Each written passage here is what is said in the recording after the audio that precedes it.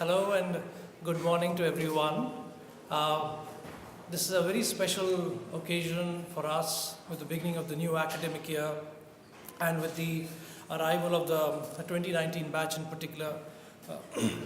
It's a beautiful, wonderful moment for us in our development and in our growth at JGU and at JSLH in particular. And we have a very special speaker here today, a commencement speaker. And we've got hopefully it's going to be an event full of many intellectual riches for all of you, and it should, I'm pretty sure we will be, getting a lot of insight, a lot of knowledge, a lot of humor, a lot of interesting tidbits of a remarkable individual's life journey as a musician and as an artist. But before we get to all of that, it's also very, very important that all of you, especially the newcomers, get a sense of what this institution has been like, and the person who's been one of the primary pillars behind its evolution and behind its growth. So before, without any further ado, can I call upon Dr. C. Rajkumar, Professor and Vice Chancellor of OP Jindal Global University. Can we have a very big hand, please? Thank you, Rahul. Very good morning to all of you. It's indeed my proud privilege, first of all, to welcome our distinguished commencement speaker, Mr. Rahul Ram. Quite an extraordinary individual who has straddled different worlds, and I'll have him share his life's journey. And I'm never had a commencement lecture with a title which has a word fun in it. So I'm very happy that the title itself speaks volumes about what we can expect to hear from him. But I also want to take this moment to welcome all of you, each one of you who have taken the decision to join the Jindal School of Liberal Arts and Humanities. Really our extraordinary school, which has in a very short span of time created a global reputation, but also a very strong Indian presence, attracting extremely bright and talented young people to make important choices about their future. The idea of liberal arts studies, while has very strong roots in contemporary times in the United States, but it is only fair to say that this country and this part of the world, all the way from our older institutions such as Nalanda, Takshashila, Vallabhi and Vikramshila, dating back to over 2,000 years ago, has its roots and origins in the rich liberal arts traditions that had in these institutions. So in some ways, what we are doing at Jindal is in many ways rediscovering our past, but also conscious of the fact that the future is beckoning us, and the future of liberal arts studies is thriving in India and at Jindal. For all the students here at JGU, I want to say that you made a fantastic decision at the Jindal School of Liberal Arts and Humanities. I can assure you that your intellectual journey in this school will help you discover so many new areas of knowledge and to create a vibrant intellectual environment which you will be part of. I want to say that I want to keep it short because we're all waiting to hear our commencement speaker. But I want to say quickly, this university is quite a radical institution in that sense. At a time when India was hoping to build another engineering college, another college which focuses on science and technology, we ended up building a university which does not have engineering and technology. At a time when private universities were seen in a pejorative way, that they were essentially for-profit and dubious institutions created with a single most important objective of making money, we ended up creating a not-for-profit philanthropic initiative at OP Jindal Global University. At a time when private individuals as well as people who are working in industry had lost faith and legitimacy for a number of factors, here we've had an extraordinary individual in Mr. Naveen Jindal who had the vision and the courage of conviction to believe in the idea of a world-class university which is deeply committed to not-for-profit, but more importantly, academic freedom, autonomy and independence, which are values that we cherish in this university that has been nurtured by Mr. Naveen Jindal, our founding chancellor and benefactor. At a time when the challenge of higher education is deeply affecting India in numerous ways, we have created an institution which can potentially serve as a model as an institution of global excellence. At a time when we sometimes self-congratulate ourselves for all what we have done, this institution shows the mirror that we have a long way to travel. So I want to say that a lot of comparisons have been made with India and China. I want to quickly run through the situation that is prevailing with higher education research in India and China, and give you some room for thought and have you think about the future and how each one of you could be part of the future. This is of course not my data. This is data provided by a very reputed magazine. So this is just to give you a sense of what India and China are doing with regard to research in higher education, and I will tie it up with the larger context of what you as individuals, students, young students joining the liberal arts school can do. So China spends approximately $270 billion in 2017 towards research. India spent approximately $15 billion for research. China spends 2.1% of GDP on research, and India spends essentially 0.6% of our GDP on research. It was actually 0.5 in 1995. Israel spends 4.3% and US spends 2.8%. China has increased its spend 71% in 5 years, and India has increased nearly 40% in the last 5 years it's spent. India's spend has been consistent in relation to our percentage of GDP for the last 20 years. It just got stagnated. Only 26 Indian companies as compared to over 300 Chinese companies are among the top 2,500 R&D companies in India, in the world. According to Nature Index Rising Stars, 51 of the top 100 universities with improved research are from China, while there is just none from India. China is likely to surpass US in its total research spending. India will touch 1% spend after a few more decades. Almost all our R&D spend is by Government of India, none from states, negligible from the private sector. It goes on and on, not so positive, maybe even depressing. I brought this to your attention because of the fact that I would like our young students to think about the larger impact of what is happening. The fact remains that India has a huge potential to build its intellectual capacity, its ability to make an impact in the world. 850 million people in India are less than 35 years of age. None of us in the panel are less than 35, we used to be.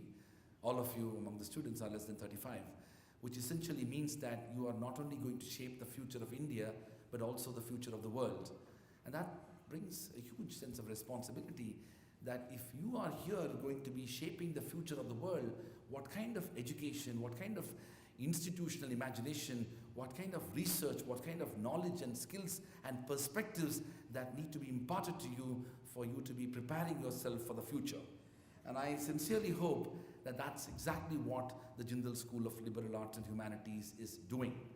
And it is also important for you to recognize that that skill sets and that knowledge and that perspectives is not going to come only from the STEM disciplines. It is going to a large extent coming from disciplines such as broadly humanities and social sciences, and that is why JGU is unique and JSLH is extraordinary. Congratulations to the students who have joined the Jindal School of Liberal Arts and Humanities. I would like to take this opportunity to wish you the very best. I can only hope that you will dream and to achieve all what you've dreamt, work hard, have fun, and make the best use of this opportunity. It is a privileged opportunity that each one of you have to be able to study here. Most young people in this country in your age simply do not have that opportunity, and that also means that with all privilege comes responsibility, and I hope you will make the best use of it. I would like to quickly recognize the presence of our distinguished Dean of the Jindal School of Liberal Arts and Humanities, Professor Kathleen Mudrowski. You will discover her in the next few weeks, months, and years. But I can assure you that Kathleen Mudrowski is a visionary leader. She has made extraordinary sacrifices to relocate from the United States to India. When I recruited her, I talked to her about the fact that India is not for the weak-hearted, and I quickly realized that she is not the weak-hearted. India is like going into harm's way, and that's exactly what she did. She moved from New York to Sonipat and made Sonipat and Haryana and India as her home, and began to develop a passion, a commitment, a dedication, and simply love for India and for the work that she does. I can only hope that the faculty members of the Jindal School of Liberal Arts and Humanities and the students are inspired by her extraordinary contributions to India and to institution building and nation building. These are individuals who have seen the future and who have made it possible for a lot of young people to see the future. I would like to express my heartfelt gratitude and deep sense of appreciation to Dean Mudrowski for her singular contributions to the development of the Jindal School of Liberal Arts and Humanities.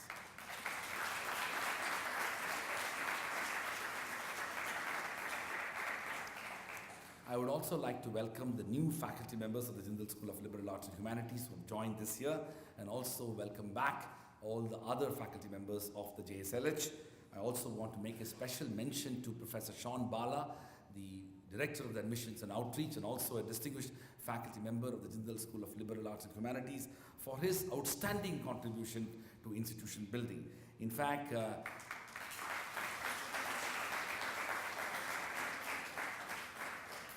it is people like Kathleen and Sean Bala who genuinely believe that administration is actually the core of institution building and not only teaching and research. They have never shied away from taking responsibility, and I can only hope that other faculty members are inspired by their selfless contribution towards institution building. They have never ever hesitated to be part of any administrative tasks and responsibilities, and Sean has been a leader in the university level for contributing to the admissions and outreach effort. We're going to be missing Sean as he's going to be on a leave of absence for some time, but I know, just like Kathleen, he loves India and he will be back to Sonipat, the intellectual capital of the world. Thank you very much and welcome back. So much, Dr. C. Raj Kumar. Can we have Kathleen come and address all of us? Welcome. And Raj, thank you for all those kind words. I will put in my own kind words in saying that I really think the vibrancy of our program of the Jindal School of Liberal Arts and Humanities has a lot to do with the support and the administration of our Vice Chancellor. Whenever we've had something that may seem a crazy idea or something that's never been tried, he's never said, no, don't do it, let's think about it first. So thank you very much for all your support, and thank everyone of the faculty. I think that you, the new students, and the old students will agree that we have really a learning community here at the Jindal School of Liberal Arts and Humanities. So there's such an influence on interdisciplinarity. We teach courses together, we share ideas, and we share resources. So thank you so much, faculty. Thank you so much, Gianni, who is our academic dean, and everyone else who is really a part of it. Sean, I think we should get an award for you that says administration can be fun, since our key word today, the takeaway, is fun. I'm going to go over a few of our, and very briefly, did I do something wrong? Some of our accomplishments that we've seen over the past 5 years. And I think we should all be really proud of what's occurred. We have had 3 extraordinary batches of students graduating. We've sponsored the first only undergraduate research conference that has included schools from all over India and has really put an emphasis on undergraduate research. So we've had 3 of these already. I'd like to talk about the emphasis on interdisciplinarity and also internationalization. We have at the school at least 50% of our students who do go away for study in some way or another of a semester abroad or winter or summer program. And I'm going to let you know some of the schools that we have gone to.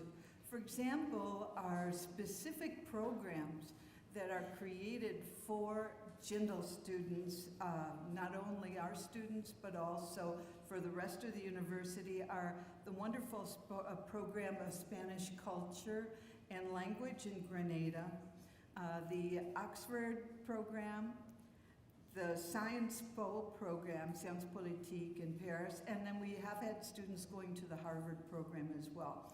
We hope to create more of these programs. We're working on one with Bologna in Italy, and hopefully we will be carrying out several others, another specific one at Harvard. Many of our students go on to graduate school.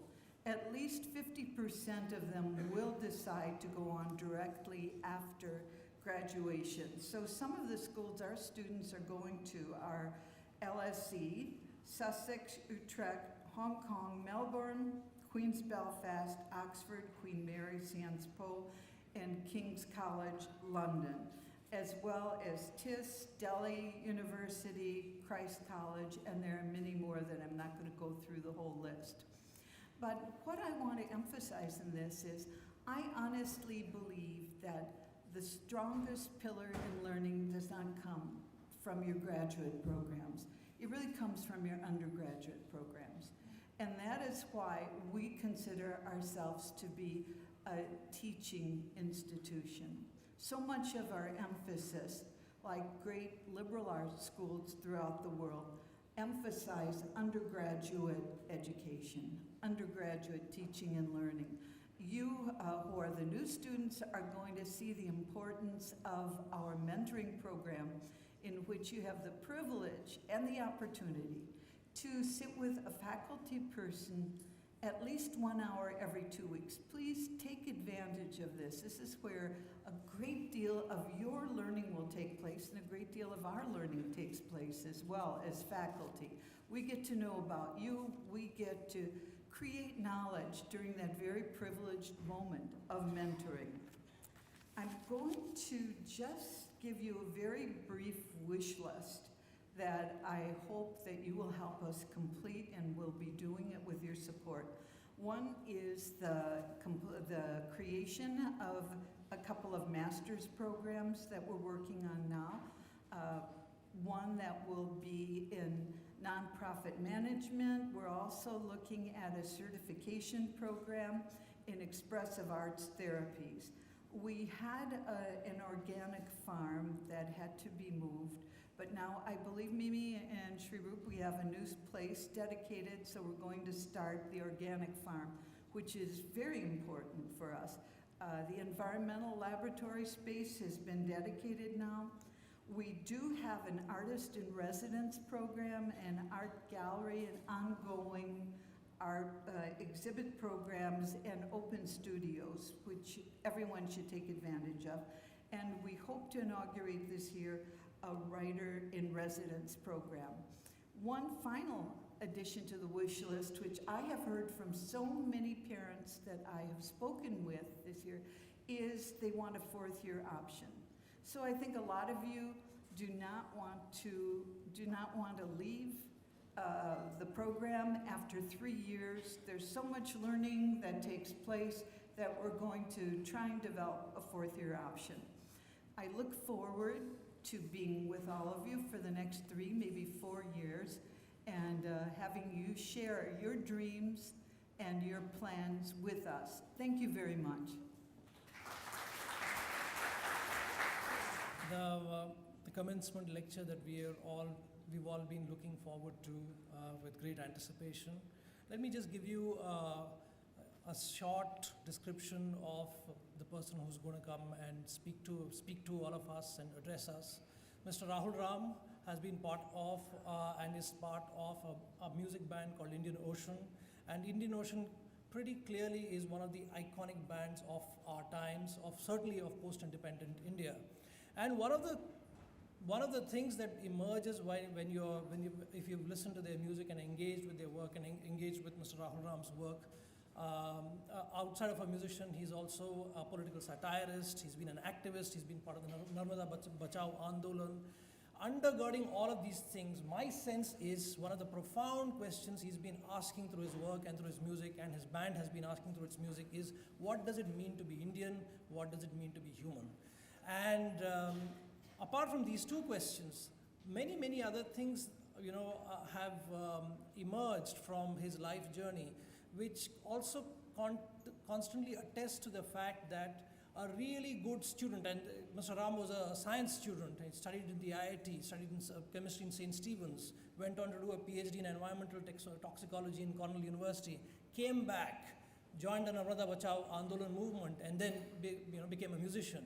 All these things only attest to the fact that the life of a student never ends, and one is constantly using one's education to connect to different aspects of human life and human experience.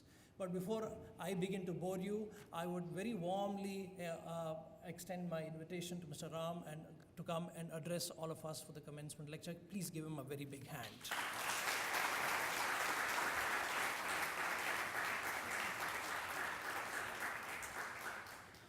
So I went to Delhi University. We did not have a commencement day. We did have the first day in Stephen's, where the principal of the college told everybody that they were the cream. Okay, 3 years later I went to IIT Kanpur, and on the first day the director of the institute told all the students that they were the cream. So there was so much cream around, one was wondering ki bhaiya heart attack ho jayega. So firstly, you guys are lucky, okay? Most Indian students are forced by their parents to do science, medicine, engineering, computer, ज़्यादा से ज़्यादा CA. आप लोग, you guys are lucky. Either you're lucky or your parents are very cool, or that you have forced them to let you come here. Whatever it is, congratulations, because you're going to have fun. I did science all through my student life. So it's great for me to be giving commencement day lecture to people who are never going to do official science ever in your life. But the reason you're lucky, and that's the beginning of having fun, is that I think liberal arts programs encourage people to think, okay? Because everything is looked at from different viewpoints. This piece, this can be looked at from here, this can be looked at from here, this can be looked at. In science, by and large, they have so much to teach us that everything is presented as A, B, C, D. They don't teach us how these conclusions were drawn, okay? Everything is fixed. The equation is there. They don't teach you how they don't teach us the history of science. But in liberal arts and humanities, you guys are taught to think, and that is very, very important to have fun, okay? Because if you don't think, you're never going to have fun. You're going to have a kind of dull sort of fun, maybe. There can be fun in not thinking, but that's the fun of a sheep, okay? You guys will be taught to question. Science people are not taught to question, unfortunately. We're not taught to question what has come down to us. We can ask new questions as to what remains, but in liberal arts there is always interpretations. Everything is interpretation. And I think you're encouraged to develop a passion for something. You must have come to the liberal arts and humanities because you're interested in this. And let me tell you that Hindi. So I didn't know what it is I wanted to do in life. I didn't have a plan. I don't know if you guys have a plan. But even if you have a plan, believe me, 95% of the time it doesn't work. Okay? It's great to have a plan, But it's great to be also able to see when the plan should change, right?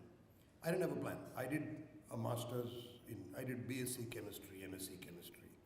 I got really interested in environmental stuff, so I went abroad, studied environmental toxicology. I came back to India as a completely penniless postgraduate and made myself more penniless by joining the Narmada Bachao Andolan, which was a people's movement against a large dam that was going to displace 200,000 people in central India, where the river Narmada runs. And I spent some time there, and it completely transformed my life. Here were people who were going to lose everything, right? The land on which they grew up, because Adivasi, that is tribal people, a lot of the displaced people were going to lose everything. Where they grew up, their land, their fields. And so they should have been the most depressed people in the world. But you know, these guys used to dance all night, man. I have stayed up like dancing till 5 in the morning without alcohol, I will tell you this. And I could see from there that the secret to happiness and lies not in money, because a lot of people tend to tell you कि पैसा नहीं होता. Money doesn't cut it. I'm serious. These guys had nothing, but they were happy. And they could dance all night. And they didn't ever hit their kids. Okay? It was quite amazing to see and learn these things. At the same time, because this was a people's movement, I learned about how the Indian state works. I went to jail. I was in lockup. I was accused of trying to murder somebody. And all of this is par for the course.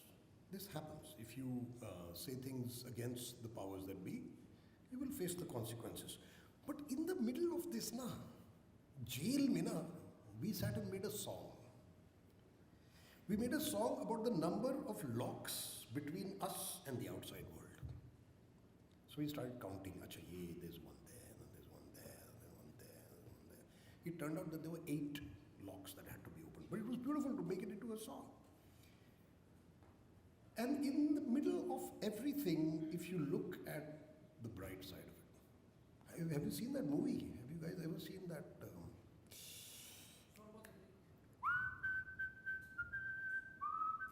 Always look at the bright side of life. I don't. Yeah. Who remembers the name of the movie? Life of Brian. There you go. देखना बड़ा मजा आएगा. आपने कभी नहीं देखा ना? None of you have seen this movie. Have any? Come on, say yes or no.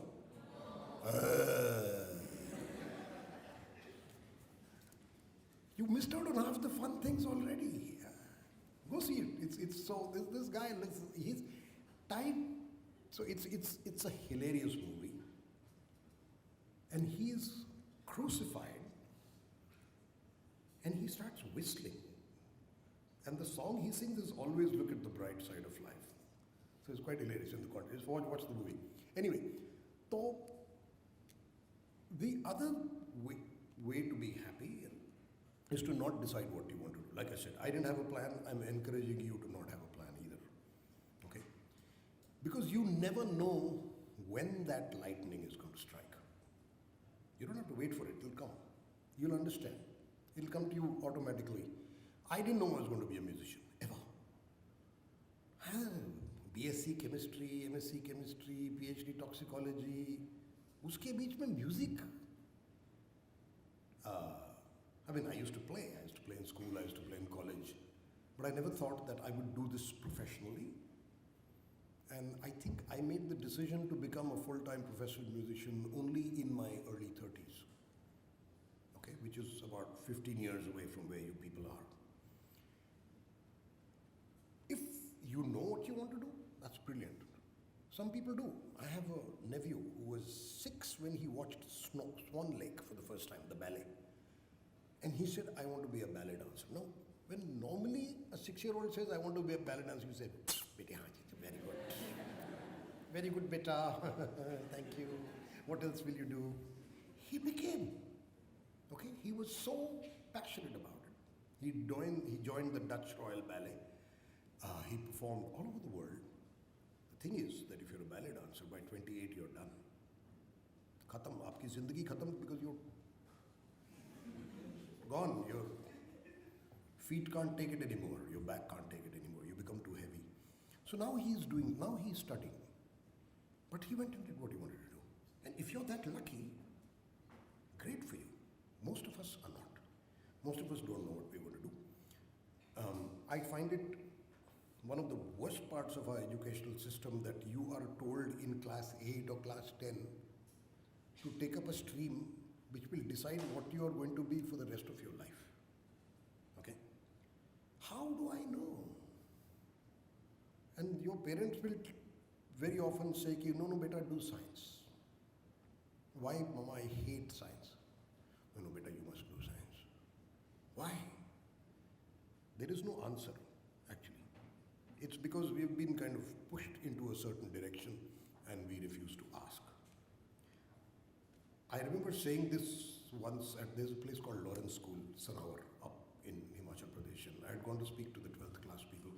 And I was telling them, don't be in a hurry to decide what you want to do. Do you know, parents came and yelled at me. How dare you say this to our kids? We have been telling them that they must decide what to do and they must stick to it and they must work hard. It's like IIT. It's these IIT coaching classes, quota. Huh? Pagal hain ye log yaar. I mean, did any of you ever take IIT coaching by any chance? Yes. Bach gaya na? At that time, there used to be something called Agarwal classes, and they used to come home. I didn't have to go to class, they would send these things home. I did for 2 months and I said, this is not what I want to do for the rest of my life. Horrible trigonometric things prove that cos x, sec 2, a 1 minus thing equal to 3. Why? क्या होगा, क्या मिलेगा ये proof करके मुझे? कुछ नहीं मिलेगा, छोड़ दो, okay? So let it come. If you're passionate, make your plans, no problem. Next thing,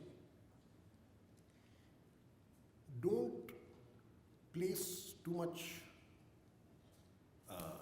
importance on the words of others, especially chachi ka bhai.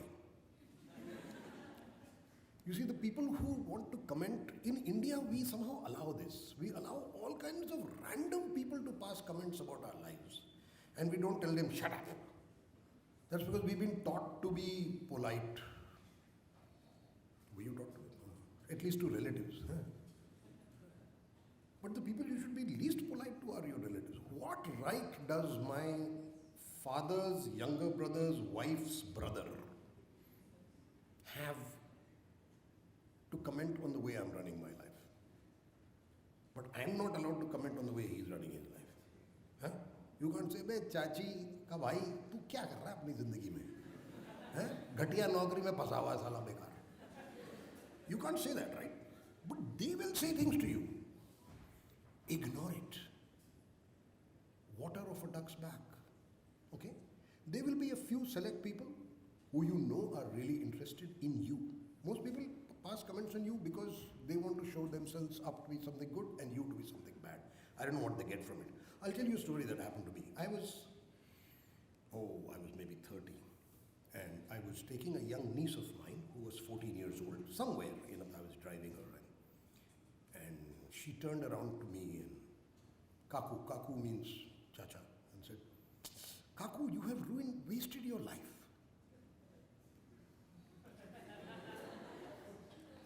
At 14, if she's saying, "Kaku, you have wasted your life," obviously this is not something she has come up with. This is something that has been said about me in our house. So I said, "Okay,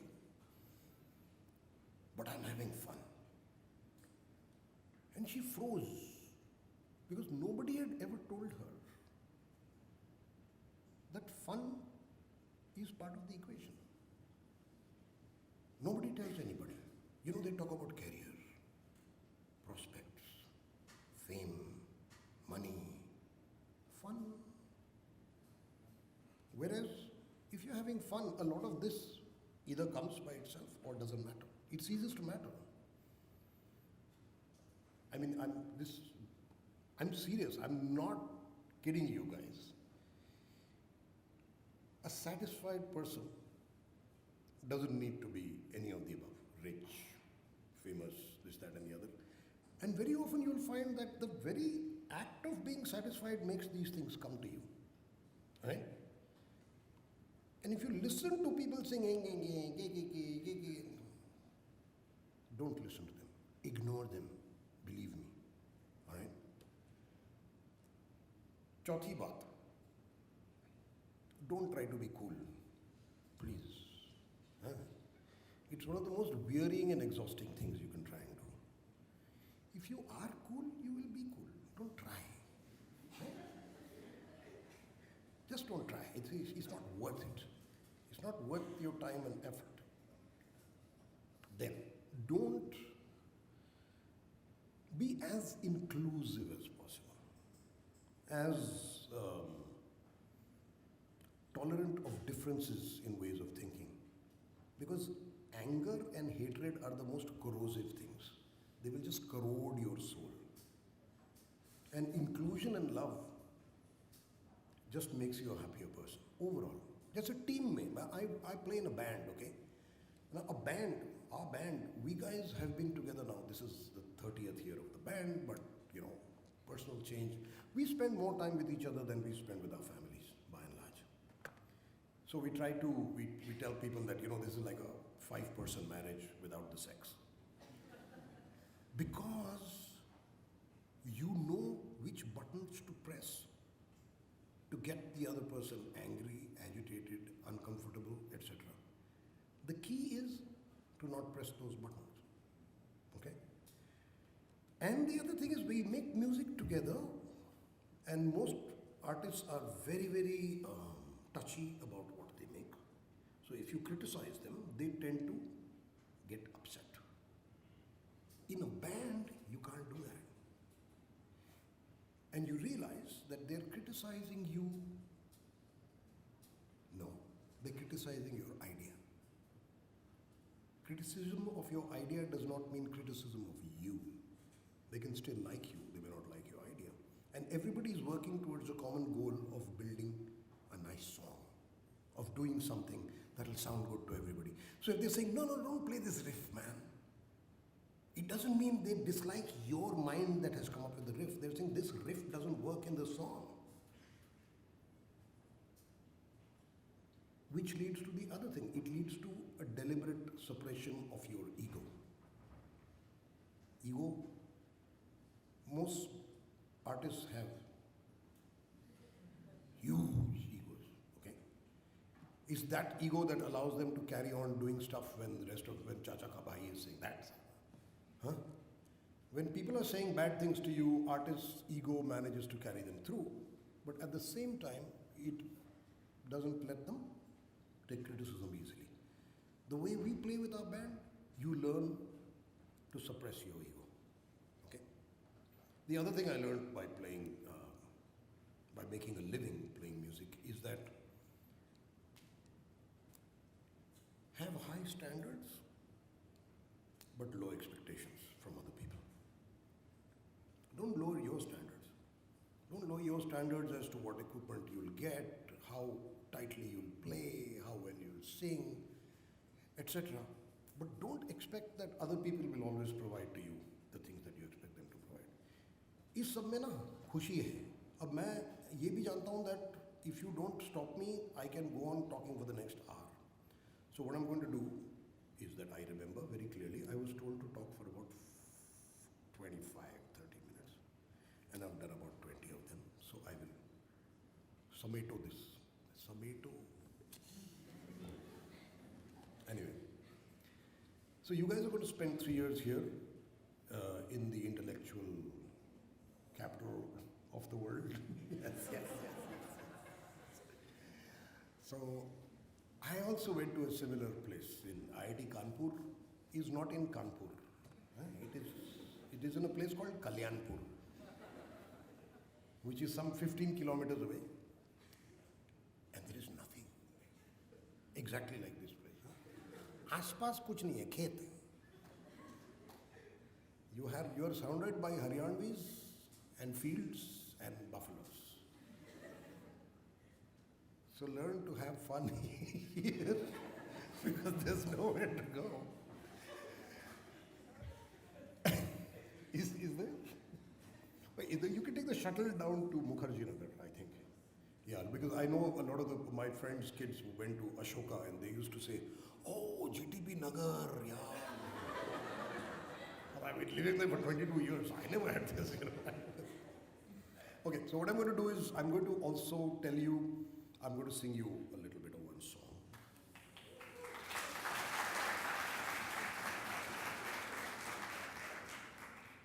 And I am part of a political satire stand-up comedy group also called Aisi Taisi Democracy. So where I'm the sit-down singer and there are two people who are the stand-up comedians. And we talk about stuff that affects our society as well as talking about politics, which is the representative politics. So Rajniti versus Samaj. We talk about both of these things. And I want to sing you a song, which is, a lot of our songs are just satirical songs based on existing tunes with new lyrics set to it. And this is a song we made about India and Pakistan. So I'll sing this to you थोड़ा दूर से, हाँ, क्योंकि मैं जोर से गाता हूँ. आ रहा है ना? हाँ? Okay. मेरे सामने वाली सरहद पे कहते हैं दुश्मन रहता है. मेरे सामने वाली सरहद पे कहते हैं दुश्मन रहता है. पर गौर से देखा जब उसको वो तो मेरे जैसा दिखता है. मेरे सामने वाली सरहद पे कहते हैं दुश्मन रहता है. पर गौर से देखा जब उसको वो तो मेरे जैसा दिखता है. वहाँ मुल्ले यूट्यूब बैन करे, यहाँ पंडे किसिंग से घबराए. वहाँ ब्लास्फेमी का फंदा है, यहाँ गाय से कोई न टकराए.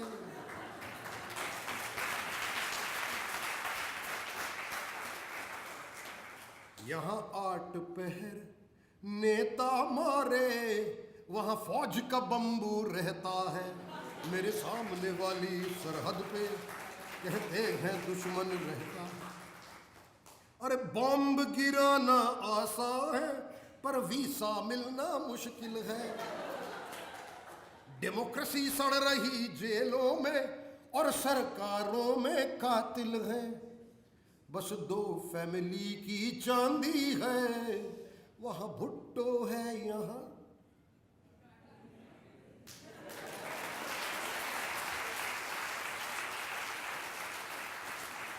Okay, so even something as fraught as India-Pakistan relationships can be made into something that can have fun.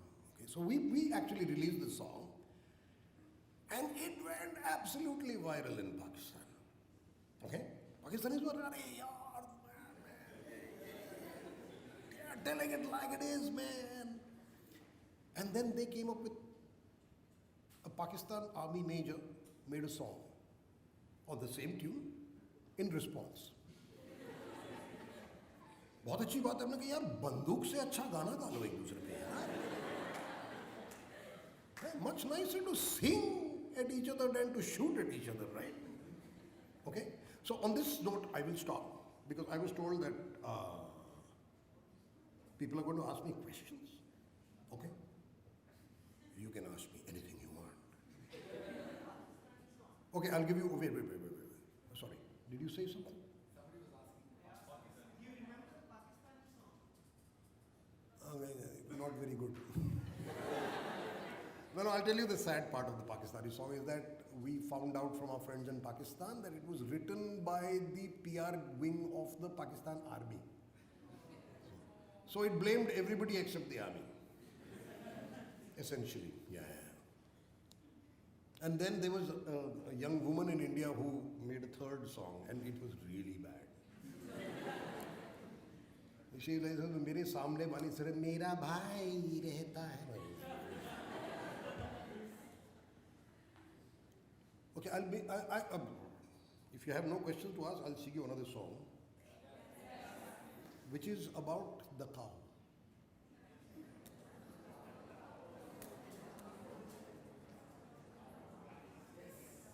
It's actually about our hypocrisy. Okay? काहे मुझे बकरा बनाया, काहे मुझे मुर्गा बनाया, यूं ही मार दी जो अगले जन्म में मोहे गैया ही की जो.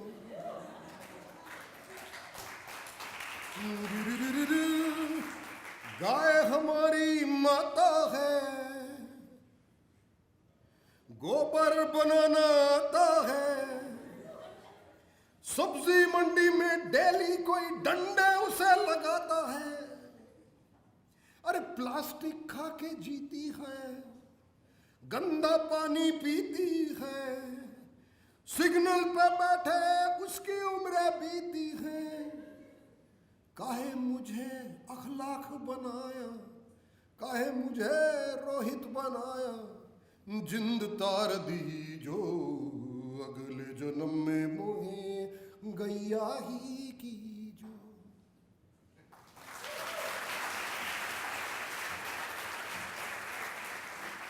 तो आप समझ पा रहे हो ना हम क्या कहने की कोशिश कर रहे हैं कि देखिए आप, मैं यही बता रहा था कैथोलिक जी को जो हमारे सब्जी मंडी कभी नहीं आई है. आप लोग गए हो ना सब्जी मंडी? You know, my dad's car used to go there.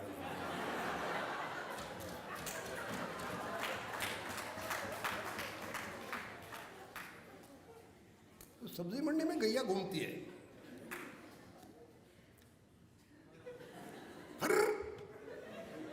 So daily, your mother is being beaten up in the sabzi mandi. Right? गाय हमारी माता है. Your mother is eating plastic, which is going to gag and choke her intestines. Your mother is drinking filthy water from the sewers. We can live with this complete hypocrisy in our minds. Okay? How many of you know of houses where child labor is? You do, right? Everybody has seen. Did you ever speak up about it? No. Why? Because me auntie bura maan jayegi. True or false?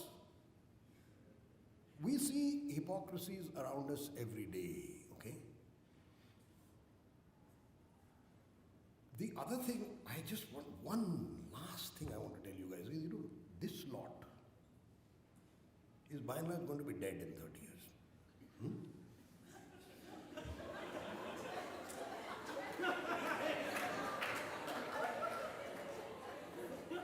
This lot. So this comes as a gentle warning. Climate change is a reality. Okay? 48 degrees in Delhi, fine, no problem. Sala, Paris mein 42 degrees. Huh?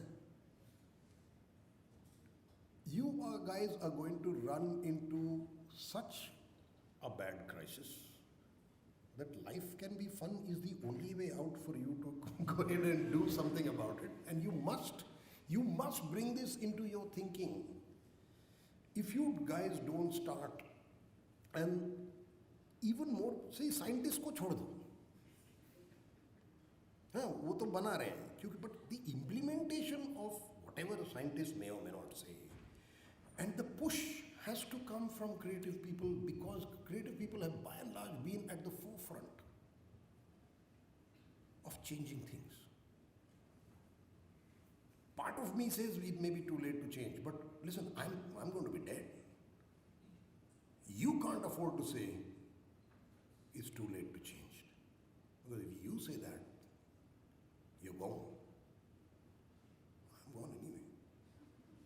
आपके पास पानी पीने को नहीं रहेगा, आपके पास खाना खाने को नहीं रहेगा, आपके पास जगह नहीं. And even though you are liberal arts students and a lot of you may not have done science after a certain point, please read up. There is a beautiful book written by Amitav Ghosh called The Great Derangement. I don't know if any of you have ever even heard of it. But it's about global climate change. You can skip chapter 2, it's boring. It is. But go back to it and reread it after you finish the book. It's so important for all of us to do something. I'm sorry to kind of defund the last few words I say, but this is so important that I'm going to say this everywhere I go. All right? So have a great 3 years, enjoy yourselves, and congratulations once more.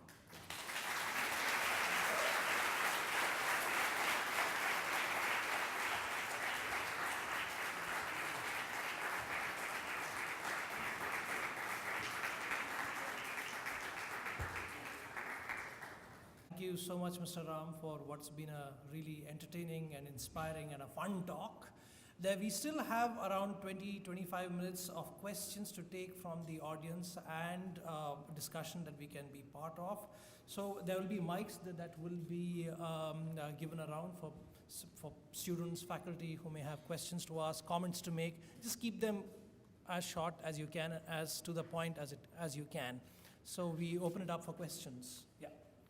I'd like to say this was the most fun lecture I've ever been in. So thank you for this. So I learned a lot from what you said, and in the last you talked about climate change, and I have been reading on this for a while.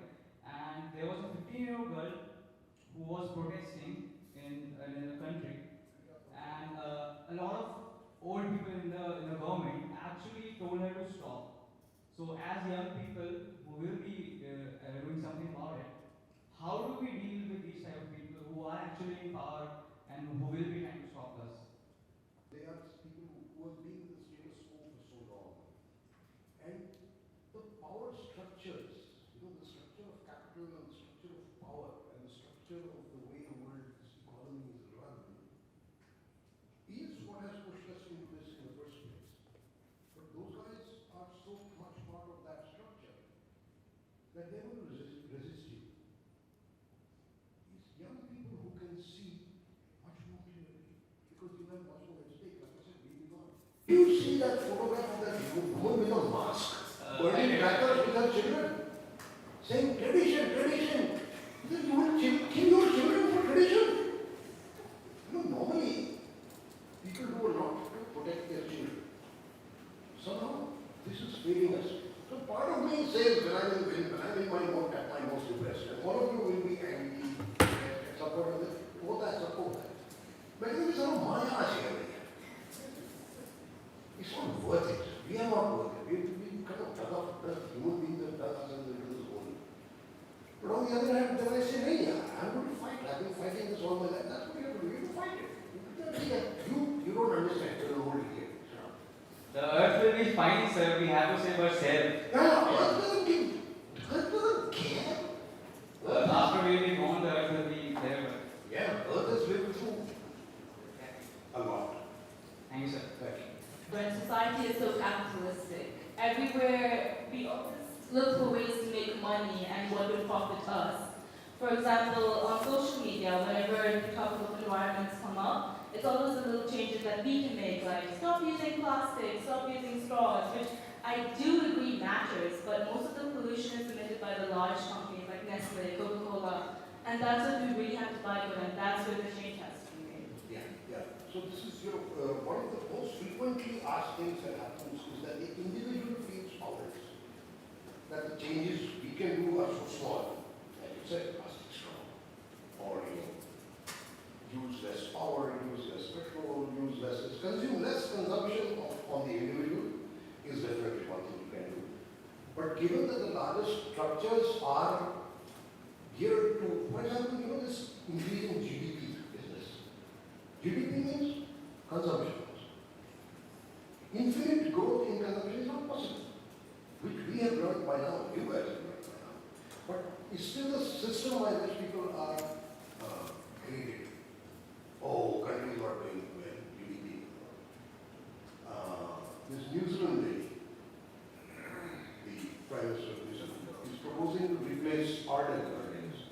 replace GDP with a happiness quotient.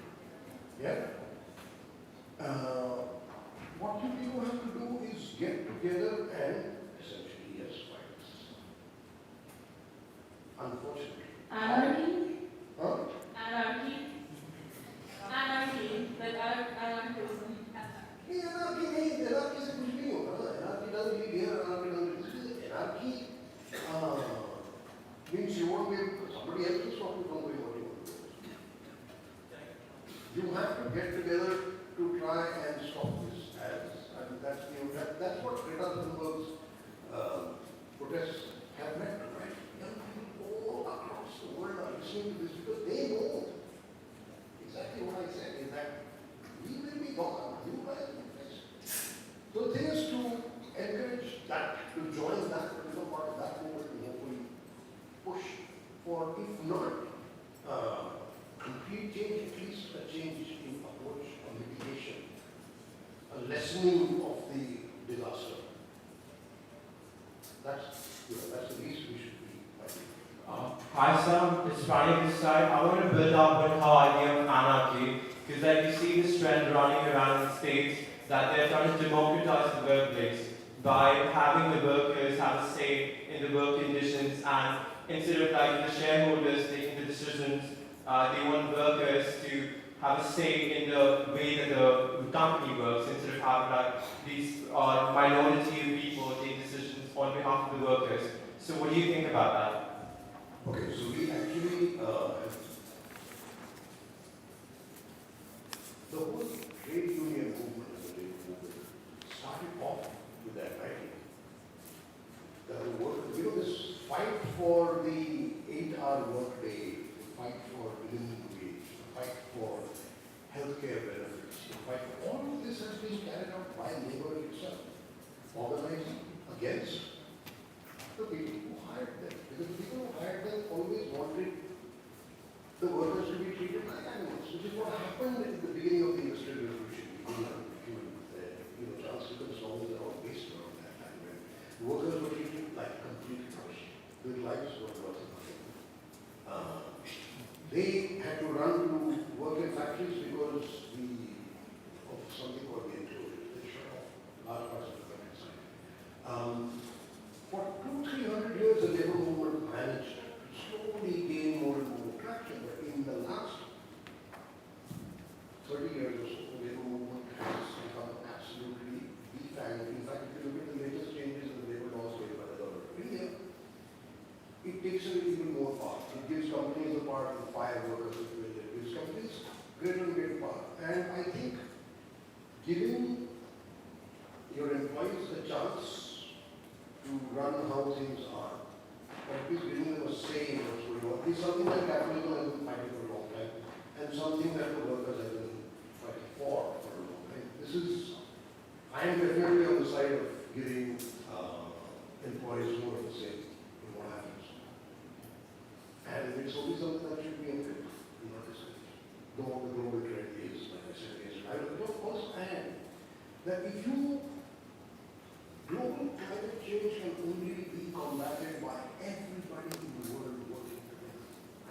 But sir, don't you think like it's the responsibility or it's incumbent upon the transnational corporations and the government to come together and work in tandem to address these issues rather than all the people coming together? Because like as individuals we feel like we are a cog in the wheel, we're not significant enough, just like you mentioned earlier. So we might feel like we might feel powerless. So do we feel like it's important for the transnational corporations to address this issue?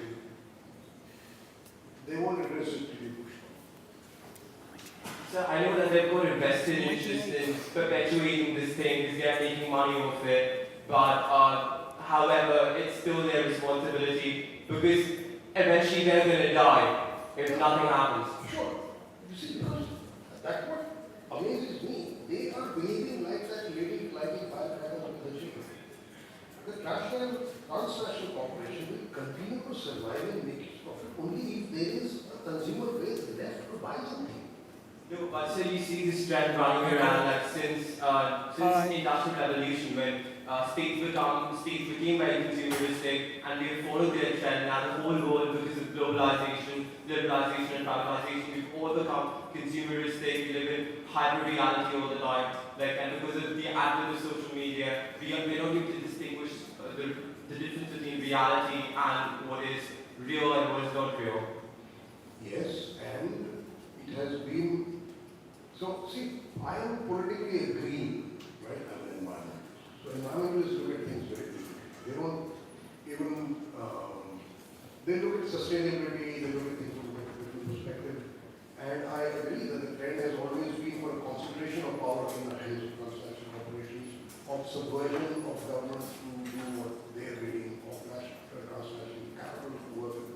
And all of this has led indeed to the situation in which we are. And we, if we think about it as a problem, we are unable to do anything. Why have to go back? You have no choice. You have no choice left. But for the cogs, all the cogs to start working together. I'm sorry, there's no easy way out. There is no magic words that will make it happen. This is not easy. It's hard work, and unfortunately, it has to be done with a smile on your face. Okay. I remember you talked about the Andolan, and from what I understood in the lecture was that your life, to a certain extent, has been a reflection of what you experienced there, what you lived in those however many months. Now, a running conflict in I think a lot of our lives is that we live and we constituted and we're living in this sort of privileged bubble, and we're very much detached with reality, with the outside world. And you were pretty right when you said that, okay, yeah, I went to the car with something and you get questions and all that. And I think it seems a little bit hypocritical if we think about these larger social issues about climate change, and I'm not saying that's not our responsibility. I'm just saying that it feels that we're so far away from reality that us thinking about these social issues doesn't really make a difference. And if we actually want to sort of initiate some change, even in our smaller circles or whatever, our impact wouldn't reach the people who are actually in need of it. And not just climate change, but a lot of other issues as well. So my question is, how do we sort of combat this sort of inner conflict in sort of initiating issues or perhaps a thought or whatever? Perfect. I mean, it's beautiful. Thank you. Such a nice question. And that, how do we look? Even I come from a family like that. My parents were teachers in university, so I had what is called high SES. Low E, high S. Low economic, high social. But I suggest, firstly, when the more privileged start realizing that their privilege is causing problems, it has a disproportionately large impact. For example, an American consumes 50 times as much natural resources on average as the average Indian. So for an American to say, okay, I'll have fewer kids, actually helps the other lots more than but asking to 50 right? So when the privileged start realizing that, what we're carrying out, maybe let me stop this, let me stop that, let me stop this, it helps. But secondly, I would suggest that I don't know if there is a program here, but there are people doing, organizations doing extremely good work in rural parts of India. If you guys could go and spend even 15, 20 days in your surroundings, or with your days, you will get a transformative experience. It can be transformative to move out of the comfort of your social and economic setting into a place where people may not be as well off as you, where people do not have opportunities, and where you will learn about the actual impact of the issues that are being brought. And I would really suggest everybody should do this. If you can, and if the school can set up something like that, I have people to be talking. And otherwise, खुद ढूंढो यार, internet का ज़माना है. I want to go and intern with, for example, there's an organization called PRA, which takes actually people from school and college to villages to work. Not to work, to in the World Bank. You can intern with Prabha, or you can intern with this group that looks at education in rural parts of India. They bring out a report every year, which is Pratham. Yeah. There are a lot of things you can do which will make you feel less alienated from the rest of the world. I think your partner also said, yeah, I'm in my bubble, and I see what he's talking about. What can I do? There's nothing I can do that can reach him. Which you never actually touched. You have to go and touch. That's why love. Say what you do that. Breaking those barriers. Because all our life we are presented with barriers of caste and class, which we don't even think about. There's no natural cause. You know, I tell you, the lady who used to cook in my house did not let the sweeper take water from the fridge. Okay? Because by definition, all sweepers in India are lower caste. She didn't, in my house, I don't care. She used to let it know. It's pervasive. But we don't think about it. You never think about it. If you thought about it, you do something. Reach out, touch, get to learn. If you put yourself in another person's place, you can never do that fully, ever. But if you start, then a lot of the things that we find incomprehensible might become comprehensible. And then life can become a lot nicer. Yeah. How can we create classroom environments or courses where students become less attached to their plans and become more comfortable with not knowing, with uncertainty? I mean, I know it's a very broad question. Any tips? A planned course on how not to make plans.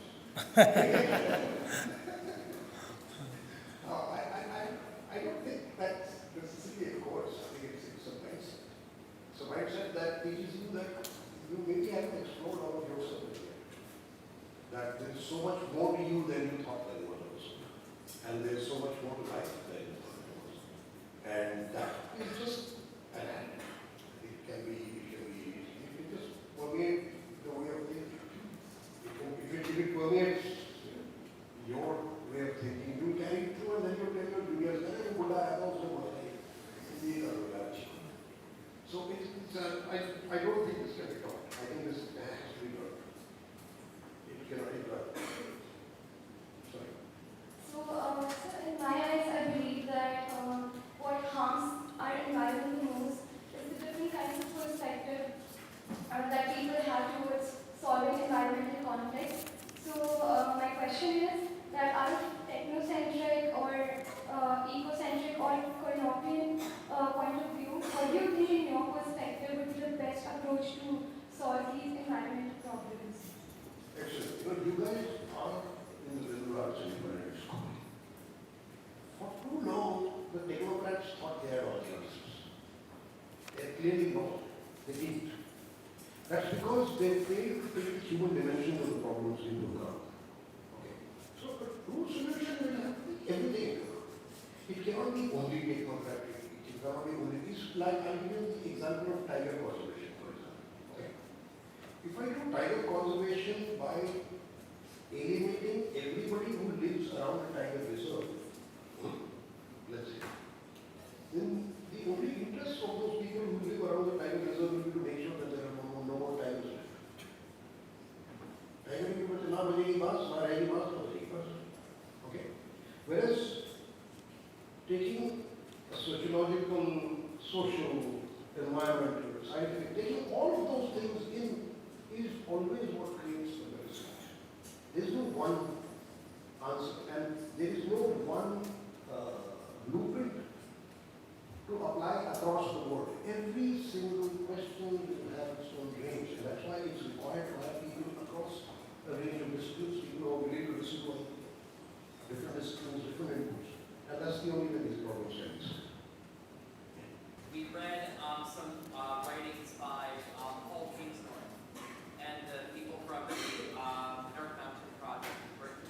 So a group that say that in order to adapt to the climate, to the changing climate,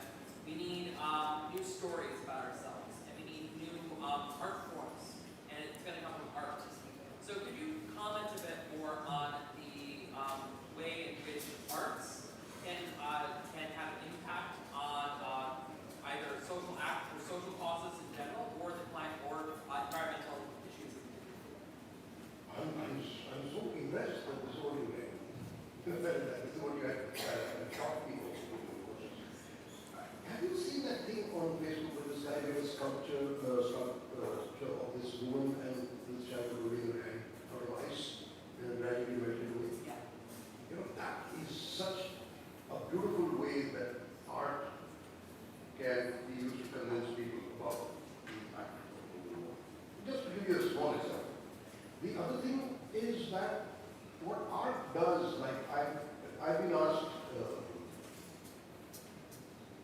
can music bring social change? I said, no. Music does not bring social change, in spite of all that. What music does is it gives people a shared memory. Like when I was in the Narmada world, there are some songs which remain, which everybody who participates in the movement, it becomes their song. You know? And that song carries with it the memories of what you were talking about in those days. That song, so a song carries a weight outside just its lyrics. The context of, I'm talking about song because I'm a musician, but I'm, an art, or even, I think we should make perfumes to talk about, so, like smells bring back memories like anything else. These are things that artists need to, and that's why I mentioned that book, The Great Renaming, because that's exactly what I want to say. Is that it's shocking that artists are not at the forefront of the fight against movement. They should be. But somehow the problem seems to be so big that even if it falls there, might as well. And so it's up to a lot of us to try and do something. I've been wanting to have a song which I was already hearing on very famous musical movement. Or making a song with kids, school kids, who are singing, telling their parents that you guys just really screwed up, didn't you? And yet, I'm stuck because sometimes I feel that it may be too late. Because I don't have the internal honesty to ask these kids to sing a song that says, save us, or do something to save us. But that's the kind of stuff I think we should be doing. It should be everywhere. It's now, it happens, you see what happens in Delhi. I'll tell you this. Every October and November, the air pollution don't go to Delhi. It used to be the best month to visit Delhi. November now is the most polluted month. And everybody yells and screams and kicks and shouts, and then when air quality drops from completely unhealthy to merely very severe, everybody is, it's the new normal. We are used to having unhealthy air as a new normal. There was a test match, do you get it? Now, so there was a test match in India and a test match in Bristol at the same time, in Delhi and Bristol. Sri Lanka was playing India in Delhi. And the Sri Lankan bowlers, after a few overs, said, we can't run in bowl because it is impossible to breathe this air. And the macho India people ran in all this. The air quality index in Delhi on that day was 250. There was a test match going on in Brisbane, Australia, and the air quality index was 9. And then later on in the match, the Indian bowler put on the Brisbane. So it's this weird macho. Why must you be macho about it, man? Why must you feel ashamed and say, who is this foreign person to talk about my bad air? How dare you? Because it is bad. Face reality. Nobody does. Somehow it is sort of national. How can your national pride be hurt by somebody saying your air is shit? When your children are dying because of it. Delhi has a 70% higher incidence of asthmatic complications in children than the national average. Still very expensive. It's shocking. It's like deliberately self-destructive species we become. And till we hammer this home, till everybody starts talking about it, there has been no change. Oh, this committee will meet that committee, and somebody in Delhi blames farmers burning crops in Punjab. Yeah, that's within those 2 weeks. What about the rest of the year? Even today, it's in a monsoon, it's the middle of the monsoon, right? All the dust and the water and the air. We should have extremely good air. It's still, the air quality index is still close to 200. Close to very bad. Nobody talks about it. You know why? Because cars have nothing to do with it. Cars don't. Everybody who's English speaking owns a car by and large in India. They don't want to be blamed. I own a car. But I take the metro. It's very much easier to take the metro than to take the car. New York. Who wants to drive in Manhattan? You've got to be nuts. It's much easier to take the metro. So we need to tell people that step up and take responsibility for your actions and step up and force politicians to be accountable. And I think artists can get together in helping to coalesce movements around that. They will not be the ones who will have the final power to talk to the policy makers. But they can help. And they can provide, what would I say, is the aid of the need. They can provide a mean. I think Greta Thunberg, by just sitting outside and refusing to go. See, in Delhi, somebody had done Greta Thunberg, nobody would have cared. Oh, you know, it's so fine. Unfortunately, it's also where she started it. The fact that she happened to be in Scandinavia helped her. I could go on like this. We could talk for hours. So much. Okay. That was a very good, very interesting discussion round. Can I call our registrar, Dr. Professor Y.S.R. Murthy, for his remarks? I wish to extend a warm welcome to the new students who are joining the 2019 batch. I also want to welcome back the existing batches who are returning after the summer break. I also want to extend a warm welcome to the new faculty members who are joining this semester. To the new students, I want to mention to you that you are a privileged lot. You have a set of outstanding faculty members in the Liberal Arts School. Each one of them is truly a role model and a highly accomplished persons. And you have an interesting opportunity to learn. And in fact, during this course, you will find many interesting opportunities for study abroad or for internship and other.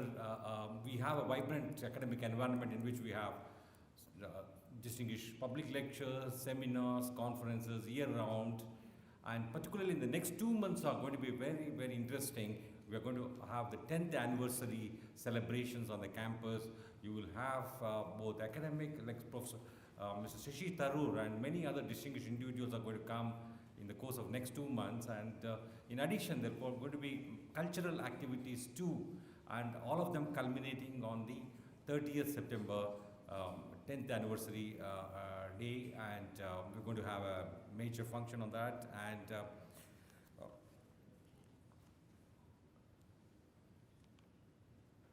if you see, we have adopted a set of graduate attributes which we expect all students to consciously work and possess them, and they include critical thinking skills, they include highest ethical values, and please imbibe them.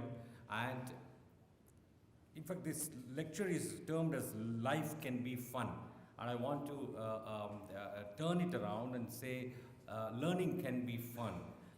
Learn for the sake of learning, and learn for the joy of learning, and develop that inquisitiveness. And I once again, want to extend a warm welcome to all of you. And while learning, please pay close attention to the student code of conduct, adhere to the student code of conduct, and also familiarize yourself with all the academic policies of the university. I wish you good luck. Thank you.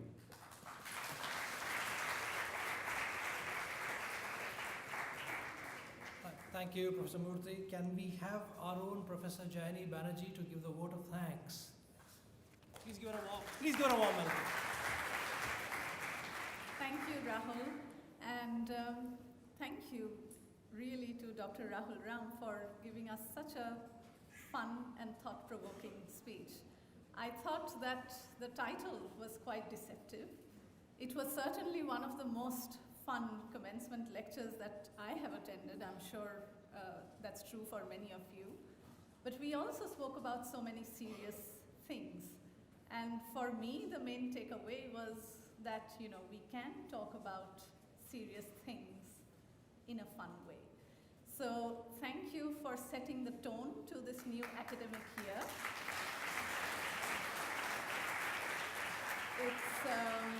It's certainly a lesson that all of us as teachers should keep in mind, and I think all students too. It will benefit us all. So thank you very much. Thank you to Professor Murthy and Professor Rajkumar for gracing the occasion. Thank you to all students for being here in such large numbers. It's very good to see you, and we look forward eagerly to see you in class, which starts this afternoon. Thank you to Shrirup, Rahul, Priya for coordinating the event, and to Simarjeet and Ritu for all the work that goes on behind organizing it, to the camera person, and everybody who's helped in putting this together.